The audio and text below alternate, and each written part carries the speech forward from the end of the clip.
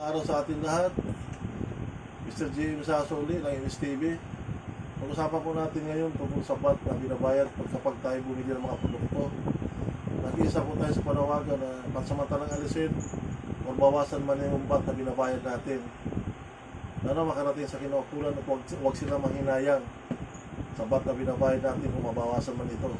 Mas malaki ang nawawala sa ating pundo ng bayan kaysa VAT na binabayad. Malapit na ang Pasko. Mamasko man lang yun sa amin, bilang simpleng mamamayan, sa ganung paraan.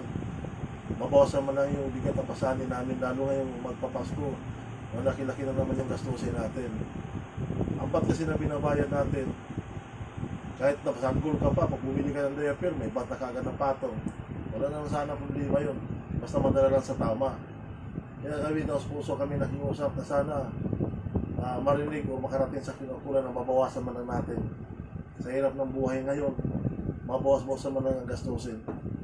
Salamat at mag-ingat tayong lahat. God bless.